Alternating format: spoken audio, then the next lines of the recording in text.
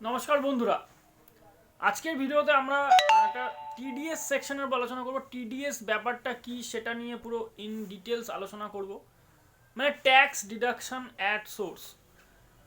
যারা বিভিন্ন অর্গানাইজেশনে অ্যাকাউন্টেন্টের কাজ করেন বা যারা সিএ ফার্মে চার্টার্ড ফার্মে কাজ করেন এবং যারা কমার্স নিয়ে পড়াশোনা করছেন তারা মানে প্রত্যেকেই টিডিএস কথাটা শুনেছেন, ট্যাক্স ডিডাকশন অ্যাট সোর্স। তো বেসিক্যালি এই টিডিএস কখন কাটা হয়, কখন আপনি ট্যাক্স ডিডাকশন করবেন, এর ব্যাপারে আজকে মানে ইন ব্রিফ আলোচনা হবে। খুব বিস্তারিত আলোচনা সম্ভব না, বেসিকটা আপনাদের আজকে বুঝিয়ে দেবো। আর টিডিএস এর অনেকগুলো সেকশন আছে, প্রত্যেকটা সেকশন সম্পর্কে আজকে পুরো আলোচনা করা সম্ভব হবে না। বেশ কিছু সেকশন নিয়ে আজকে আলোচনা করবো যেগুলো বেসিক সেকশন, মানে যে সেকশনগুলো খুব প্রচলিত, মানে যখনই আপনি অ্যাকাউন্টস প্রিপারেশন করছেন তো সেই সেকশনগুলো বেশিরভাগ ক্ষেত্রেই অ্যাপ্লিকেবল হয়ে যায়। তো সেই বিষয়ে আজকের ভিডিওটা পুরোটা দেখুন। আপনারা দেখলে আশা করি পুরোটা বুঝতে পারবেন। আর আমার চ্যানেলে যারা নতুন এসেছেন তারা চ্যানেলটিকে অবশ্যই একটা সাবস্ক্রাইব বাটন ক্লিক করবেন। তো চলুন শুরু করা যাক। তো বেসিক্যালি কিছুই না, টিডিএস মানে হচ্ছে ট্যাক্স ডিডাকশন আর সোর্স, এটা হচ্ছে পুরো কথাটা। তো টিডিএস কখন অ্যাপ্লিকেবল হয় আপনাকে প্রথম জানতে হবে যে এই সেকশন মানে এই এই মানে টিডিএস যে ব্যাপারটা সেটা কখন অ্যাপ্লিকেবল হচ্ছে। কোনো মানে অ্যাক্ট, মানে এটাও ইনকাম ট্যাক্সেরই অ্যাক্টের একটা পার্ট যে আপনাকে টিডিএস কাটতে হবে। টিডিএসেরও কিছু অ্যাক্ট আছে, যে অ্যাক্টগুলোকে ফলো না করলে আপনার অনেক হিউজ পেনাল্টি আপনি সম্মুখীন হতে পারেন এবং অনেক আপনাকে লেট ফাইন ভরতে হতে পারে। এবং আপনার যে এক্সপেন্স, আপনি যখন পিএলে কোনো খরচকে ডেবিট করছেন জেনারেলি তখনই আমরা টিডিএসকে অ্যাপ্লিকেবল করি। তো যদি টিডিএস প্রপারলি ডিডাকশন না করা হয় এবং সেটাকে কেটে আপনি যদি জমা না দেন গভর্নমেন্টের ঘরে এবং রিটার্ন ফাইল না করেন, তো সেক্ষেত্রে আপনার ভারী মানে অনেক হিউজ লস হতে পারে, আপনার এক্সপেন্স ডিজালও হতে পারে। তো বেসিক্যালি টিডিএস কখন ডিডাকশন হচ্ছে, যখন আপনি কোনো ইনকাম জেনারেশন করছেন যার ডিডাকশন হবে, মানে ধরুন আপনি কারোর টিডিএস কাটছেন, তো আপনি কোনো ব্যক্তির টিডিএস কাটছেন, কখন কাটছেন, যখন সেই ব্যক্তি মানে যার কাটছেন সে কোনো ইনকাম অ্যারাইজ করেছে, মানে সে কোনো ইনকাম অ্যারাইজ করছে বলেই আপনি তার টিডিএস কাটছেন। তো আপনার সেটা এক্সপেন্স, যেমন ধরুন খুব সাধারণভাবে অনেকেই জানে যে না ব্যাংকে ফিক্সড ডিপোজিট করেন। ব্যাংকে যখন ফিক্সড ডিপোজিট করেন তখন ব্যাংক আপনার ইন্টারেস্টের ওপর টিডিএস কেটে নেয় এবং সেটা আপনি যখন ইনকাম ট্যাক্স রিটার্ন ফাইল করেন তখন আপনি সেই মানে ডিডাকশন করা যে টিডিএসটা সেই অ্যামাউন্টটা আপনি রিফান্ড পান বা আপনার এক্সিস্টিং ট্যাক্স লায়াবিলিটির সঙ্গে ওটা অ্যাডজাস্ট হয়। তো ব্যাংক আপনার টিডিএস কাটছে কেন? ব্যাংক টিডিএস কাটছে কারণ আপনার ইন্টারেস্ট অন এফডি এটা একটা ইনকাম অ্যারাইজ হচ্ছে এবং ব্যাংকের ক্ষেত্রে এটা এক্সপেন্স, এবং যখন ব্যাংক আপনাকে সেই টাকাটা পেমেন্ট করছে বা আপনার অ্যাকাউন্টে ডেবিট করছে তখন আপনার থেকে টিডিএস কাটছে আপনার ইনকামের ওপর। তো সিমিলারলি আপনি ধরেন একটা কোনো অর্গানাইজেশনের অ্যাকাউন্টেন্ট, তো আপনাকে জানতে হবে যে আপনি যে অ্যাকাউন্টস করছেন সেখানে কখন টিডিএস অ্যাপ্লিকেবল হচ্ছে। তো যখনই এরকম কোনো নেচারের কোনো অ্যাক্টিভিটি হচ্ছে যে আপনার ক্ষেত্রে এক্সপেন্স, অন্যের ক্ষেত্রে ইনকাম, এবার সব ক্ষেত্রে অ্যাপ্লিকেবল হয় না। কিছু বেসিক সেকশন নিয়ে আজকে আমরা আলোচনা করব। যেরকম ধরুন আপনি যখন কাউকে স্যালারি পেমেন্ট করছেন, তো স্যালারির ক্ষেত্রেও আপনার একটা স্ল্যাব আছে, ট্যাক্সের যে এক্সিস্টিং যে স্ল্যাব আছে, যে স্ল্যাব অনুযায়ী আপনাদের ইনকাম ট্যাক্স ক্যালকুলেট হয়, তো সেই স্ল্যাবের মধ্যে যদি থাকে তাহলে আপনার কোনো ট্যাক্স লায়াবিলিটি মানে টিডিএস কাটার দরকার নেই, কারণ যাকে স্যালারি পেমেন্ট করছেন তার ইনকামটা নন ট্যাক্সেবল। যদি তার ইনকাম ট্যাক্সেবল ইনকাম হয়ে যায় তখন তাকে যখনই পেমেন্ট করবেন স্যালারি, তো তাকে তার টিডিএস কাটতে হবে, কেটে তাকে টাকা পেমেন্ট করবেন। এটা 192 আছে, 192A আছে, 192B আছে। তো বেসিক্যালি 192 যে সেকশনটা সেটা ডিনোট করে টিডিএস সেকশনকে স্যালারির উপর, টিডিএস অন স্যালারি। তো 192A আমরা চলে আসি 192A হচ্ছে গভর্নমেন্ট এমপ্লয়ির জন্য, 192B আদার দেন গভর্নমেন্ট এমপ্লয়ি। গভর্নমেন্ট এমপ্লয়ি ছাড়া যারা প্রাইভেটে কাজ করে তাদের জন্য। একটু ঠান্ডা লেগেছে তাই অসুবিধা হচ্ছে গলাটা, তো তার জন্য খুব দুঃখিত। তো বেসিক্যালি 192B 192A এই দুটো সেকশন আমরা স্যালারির জন্য। যখনই আপনি কোনো স্যালারি পেমেন্ট করবেন আপনার এমপ্লয়িকে, তো আপনি অবশ্যই দেখে নেবেন যে তার যে অ্যামাউন্টটা, মানে যে স্যালারিটা পেমেন্ট করছেন ইয়ারলি বেসিসে তার ট্যাক্সেবল হচ্ছে কিনা। যদি ট্যাক্সেবল হয় তাহলে সেইটুকুনি ট্যাক্স আপনাকে ডিডাকশন করে আপনাকে রিটার্ন ফাইল করতে হবে, নালে সেই স্যালারিটা আপনার এক্সপেন্স হিসেবে ট্রিট হবে না। তার 30% আপনার ডিডাকশন, মানে 30% টোটাল এক্সপেন্সের, স্পেসিফাইড নেচারের টোটাল এক্সপেন্সের 30% আপনার ডিসঅ্যালাউ হয়ে যাবে। নেক্সট একটা খুব ইম্পর্টেন্ট সেকশন, সেটা হচ্ছে 94C 194C, যেখানে payment to contractor and sub কন্ট্রাক্টরকে যখন কোনো পেমেন্ট করা হচ্ছে কোনো কন্ট্রাক্ট বেসিসে, তখন সেই সেকশনটা এখানে অ্যাপ্লিকেবল হচ্ছে। এবং এখানে নিয়ম হচ্ছে যে সিঙ্গেল পার্সন, মানে কোনো সিঙ্গেল পার্সনকে আপনি অ্যাট এ টাইম 30,000 টাকা পেমেন্ট করছেন। 30,000 মানে ধরুন আপনি কোনো ব্যক্তির থেকে কোনো একটা কিছু লেবার চার্জ, লেবার মেন আমি ধরে নিচ্ছি লেবার, আপনি লেবার কন্ট্রাক্ট করেছেন যে আপনি আমাকে এই পরিমাণ লেবার কন্ট্রাক্টটা ধরেছেন, আপনার কন্ট্রাক্টারি ব্যবসা বা প্রমোটারি ব্যবসা হতে পারে, তা আপনি লেবার খাটিয়েছেন। তো লেবার যখনই আপনি খাটাচ্ছেন, তো লেবারকে আপনি ধরুন সিঙ্গেল ডে, মানে একটা নির্দিষ্ট তারিখে আপনি 30,000 টাকা পেমেন্ট করলেন, এবং ওই ব্যক্তিকে সারা বছরে কোনো পেমেন্টই করলেন না, শুধু 30,000 করেছেন। তো এক্ষেত্রে সেকশন অ্যাপ্লিকেবল হবে না, কারণ সেকশন বলছে যে এই সেকশনে যদি সিঙ্গেল মানে সিঙ্গেল ডেতে সিঙ্গেল পেমেন্ট 30,000 করা হয় তাহলে কোনো রকম সমস্যা নেই। কিন্তু সেই ব্যক্তিকে ধরুন আপনি 30,000 করেই পেমেন্ট করছেন, কিন্তু সারা বছরে 1 লাখ অতিক্রম করে গেছে, মানে 1 লাখের বেশি পেমেন্ট করে দিয়েছেন, তাহলে কিন্তু যেদিন 1 লাখ ক্রস করবে সেদিন আপনার টিডিএস অ্যাপ্লিকেবল হয়ে যাবে। পুরোটার ওপর আপনাকে টিডিএস কাটতে হবে সেদিন, যেহেতু আপনার 1 লাখ ক্রস করে গেছে। এবং সিঙ্গেল পেমেন্ট বলতে 30,000 বেশি যদি পেমেন্ট করেন, ধরুন আপনি 35,000 টাকা পেমেন্ট করলেন একবারে, বা 40,000 টাকা পেমেন্ট করলেন একবারে, তো এখানে আপনাকে সঙ্গে সঙ্গে টিডিএস কাটতে হবে। টিডিএস এর রেট হচ্ছে 1% ফর প্রপার্টরশিপ ফার্ম, মানে ধরুন যাকে পেমেন্ট করছেন, মানে যে লেবার কন্ট্রাক্টরকে, তিনি কোনো পার্টনারশিপ বা তার কোনো কোম্পানি নেই, তিনি একজন সোল প্রপার্টরশিপ ফার্ম চালান।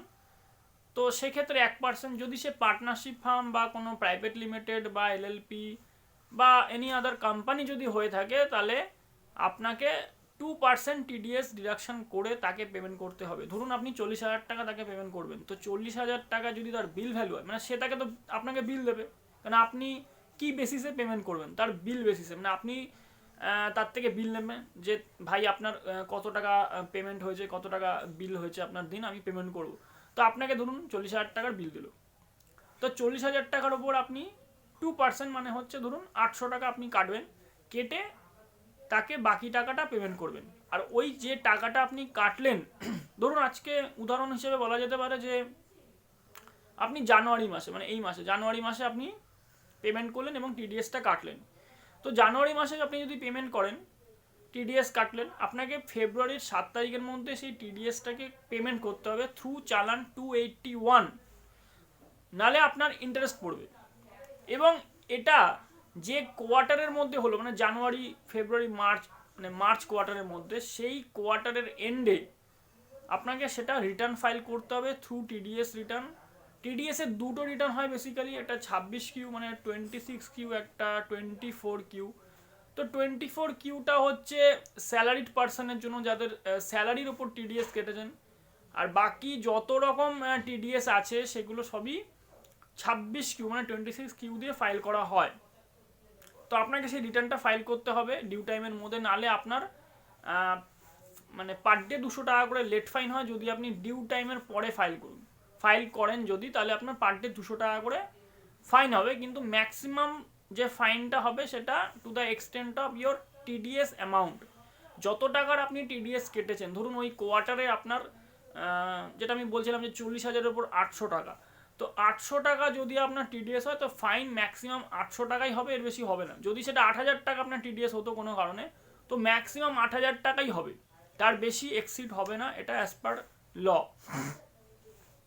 তো বেসিক সেকশন আমরা জানলাম হচ্ছে 94C, যেখানে 30,000 কোনো সিঙ্গেল পেমেন্ট আপনি যদি 30,000-এর বেশি করেন কাউকে, তাহলে টিডিএস অ্যাপ্লিকেবল হয়। আর ইন টোটাল সারা বছরে যদি কাউকে 1 লাখের বেশি পেমেন্ট করে দেন, তাহলে তার ক্ষেত্রেও টিডিএস অ্যাপ্লিকেবল হয়ে যাবে 194C। এবার আমরা যেটা খুব ইম্পর্টেন্ট সেকশন সেটা হচ্ছে 94J। 194J হচ্ছে প্রফেশনাল অ্যান্ড কনসালটেন্সি ফিস। যখনই আপনি আপনার অডিটরকে ফিস পেমেন্ট করেন, আপনার বুকস অফ অ্যাকাউন্টস যখন প্রিপেয়ার করছেন, আপনার books of accounts at the end of the year statutory audit করা হয়, তো যখনই আপনি অডিটরকে অডিট ফিস মানে ট্যাক্স অডিট ফিস হোক বা কোম্পানি অডিট ফিস হোক, any type of audit fees payment করছেন, মানে consultancy fees, professional fees, technical fees, then you have to deduct TDS on such amount. আপনাকে টিডিএস কাটতে হবে যে টাকাটা আপনি পেমেন্ট করছেন তার উপর, কেটে তাকে পেমেন্ট করতে, পুরো টাকা পেমেন্ট করে দিলে হবে না। ধরুন আপনার অডিটরের ফিস হচ্ছে 5 লাখ টাকা, তো 5 লাখ টাকার আপনাকে 10% রেট আছে এখানে, 10% হচ্ছে টিডিএস এর রেট, যেমন 94C-তে ছিল 1%, 2%, এখানে সিম্পলি 10% একটাই রেট আছে। তো ধরুন 5 লাখ টাকা যদি ফিস হয়, তাহলে 5 লাখের 10% 50,000 টাকা আপনার টিডিএস কাটতে হবে, কেটে সেটা ডিউ টাইমে পেমেন্ট করতে হবে, এবং at the end of the quarter you need to file the TDS return, and তাকে 5 লাখ থেকে 50,000 কেটে আপনি 4.5 লাখ টাকা পেমেন্ট করে দেবেন। এই যে 50,000 টাকা কাটলেন, এই টাকাটা সে থ্রু টিডিএস রিটার্ন যখন করবেন তখন তার প্যান নম্বর দিয়ে করে দিতে হবে, তাহলে সে বেনিফিটটা পাবে, নালে কিন্তু সে পাবে না। এবং এই টিডিএস এর ক্ষেত্রে যদি সে প্যান নম্বর প্রোভাইড না করতে পারে, আপনাকে প্যান নম্বর দিতে পারলো না, সে প্যান নম্বর দিলে 10%, প্যান নম্বর না দিলে আপনার কিন্তু রেটটা হবে 20%। উইথাউট প্যান যদি হয় যে আপনি কাউ টিডিএস কেটেছেন এবং পেমেন্ট করবেন, সে প্যান প্রোভাইড করতে পারছে না আপনাকে, মানে প্যান নেই তার কোনো কারণে, তাহলে আপনার সেক্ষেত্রে 20% কাটবেন। যদি 10% কাটেন উইথাউট প্যান, তাহলে আপনি কিন্তু লোয়ার ডিডাকশানে পড়ে গেলেন, তো এখানে খরচা আপনার ডিসঅ্যালাউ হয়ে যাওয়ার সম্ভাবনা থাকছে। এবং আপনি যদি কোনো কাটেনই নি, মানে মানে কাটলেনই না, টিডিএস কাটলেনই না, তাকে পুরো 5 লাখ পেমেন্ট করে দিলেন, তো সেক্ষেত্রে কী হতে পারে? তো আপনার যখন বুকস অফ অ্যাকাউন্টস দেখালো যে আপনি রিটার্ন ফাইল করেননি এবং আপনি টিডিএস কাটেননি, নন ডিডাকশান করেছেন, নন ডিডাকশানের আন্ডারে পড়ে গেছেন, তো সেই ক্ষেত্রে আপনার যে অডিট ফিস আপনি পিএলে ডেবিট করেছেন 5 লাখ টাকা, সেই 5 লাখের 30% মানে 3×5=15, 1.5 লাখ টাকা আপনার হচ্ছে খরচা ডিসঅ্যালাউ হয়ে যাবে, মানে আপনি সেই খরচাটা অ্যালাউ করতে পারবেন না, পিএলে ডেবিট করতে পারবেন না। তো খরচা যখনই কমে গেল আপনার, তো আপনার কী হলো, প্রফিট ইনক্রিজ হয়ে গেল, তার সাথে সাথে ওই 1.5 লাখের উপর আপনার যে ট্যাক্স অ্যাপ্লিকেবল রেট আপনার আছে সেইটার উপর ট্যাক্স আপনাকে বেশি দিতে হলো। তো খুব ইম্পর্টেন্ট পার্ট টিডিএস, এবং ডিউ টাইমে ফাইন না করলে প্রত্যেক দিন 200 টাকা করে ফাইন হয়, সেটা আপনাদের সবাইকে মাথায় রাখতে হবে। বিশেষ করে যারা অ্যাকাউন্টেন্ট আছেন, যারা কোনো অর্গানাইজেশনে অ্যাকাউন্টস করছেন, তাদের এই লাইবিলিটিটা থাকে, তাদেরকে বলা হয় যে আপনি আপনার বুকস অফ অ্যাকাউন্টসে প্রপারলি টিডিএসকে ফলো করুন, এবং সেটাকে ডিউ টাইমে কেটে আপনাকে থ্রু রিটার্ন এটাকে ফাইল করতে হবে, নাহলে ফাইন হবে।